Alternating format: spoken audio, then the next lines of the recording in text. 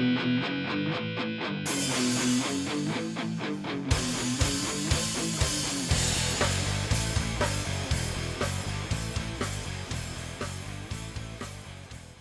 ў 5 гадоў яна выдатна грала на піяніна, у 8 давала канцэрты, у 11 выдала ўласны нотны збор.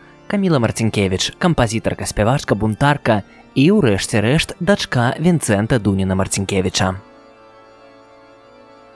5гадовая Каміла выдатна грала на піяніна. Ейным настаўнікам быў славуты Дамінік Стафановіч, які ў свой час навучаў яшчэ Станіслава Манюшку.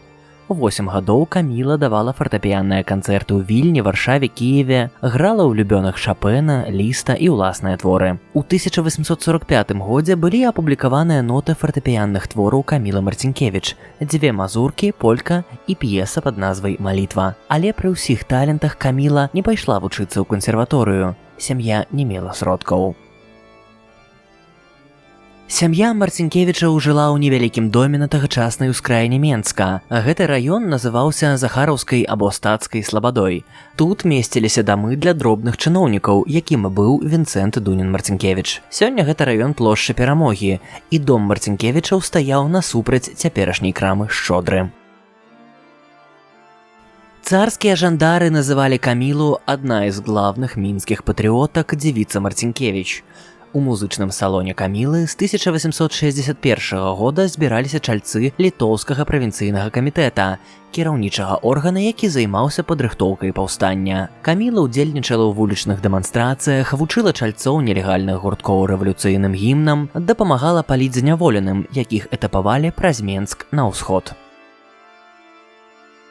Захавалася камічная гісторыя пра Камілу Марцінкевіча двух губернатараў. Аднойчы менскі губернатар, стомлены актыўнасцю Камілы, даў загад выслаць яе ў Вільню. Аднак віленскі губернатар быў не рады такому павароту. У адказ ён забараніў дзявіцы Марцінкевіч уезд на Віленшчыну ўвогуле. Давялося Каміле вяртацца назад у Менск. У 1861 годзе Каміла Марцінкевіч трапіла ў псіхіятрычную лякарню. Чаму? Існуюць 2 версіі. Паводле першай, Каміла заспявала ў касцёле забаронены рэвалюцыйны гімн, апрануўшы жалобны строй. Гэта быў знак памяці пра патрыётаў, якія загінулі на антырасійскім мітынгу ў Варшаве. Паводле другой версіі, падставай для затрымання стаў незвычайны перформанс.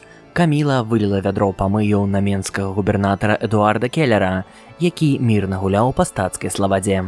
У любым выпадку у лякарні дзяўчына прабыла нядоўга. Кожны дзень да сценаў бальніцы прыходзілі людзі з кветкамі, і ўлады адпусцілі Камілу, пабаяўшыся дэманстрацыі пратэсту.